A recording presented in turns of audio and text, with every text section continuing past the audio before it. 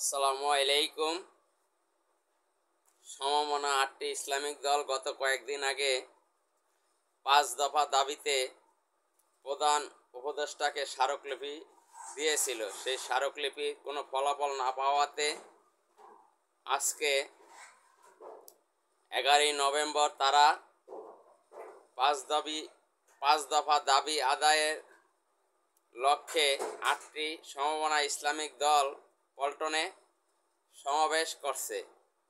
তাদের দাবি যদি না মেনে নেওয়া হয় তাহলে তারা পরবর্তীতে একের পর এক বিভিন্ন আন্দোলন সংগ্রাম চালিয়ে যাবে।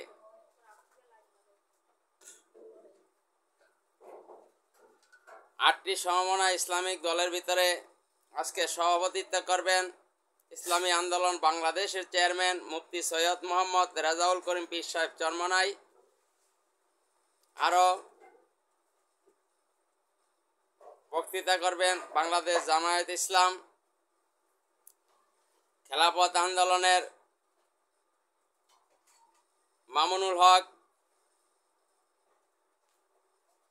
নেজামে ইসলাম পার্টি,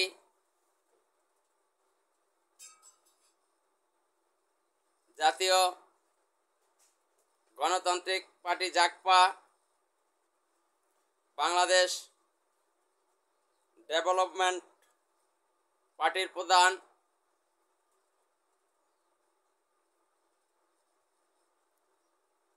খেলাফত আন্দোলন,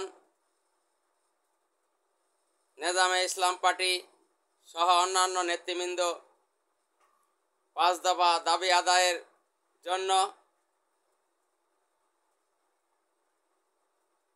সময় উপযোগী সিদ্ধান্ত তারা নেবেন।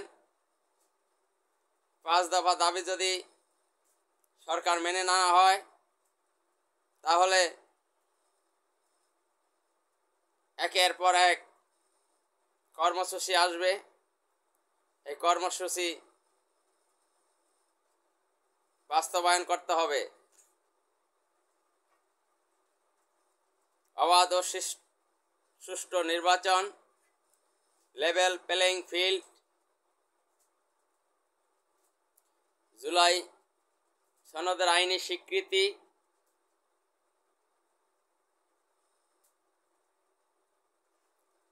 পিআর পদ্ধতিতে নির্বাচন এবং প্রয়োজনীয় সংস্কার সহ সব কিছু তফসিল ঘোষণার আগেই করতে হবে। একটি দল আছে তারা সংস্কার চায় না, তারা পিআর পদ্ধতি চায় না, তারা জুলাই আন্দোলনের স্বীকৃতি দিতে চায় না, তারা ক্ষমতায় গিয়ে দিবেন। আগে দিলে সমস্যা কোথায়? আগে দিলেই তো সব কিছু সমস্যার সমাধান হয়ে যায়। ক্ষমতায় গিয়ে দিবেন, আপনারা ক্ষমতায় তো নাও যেতে পারেন।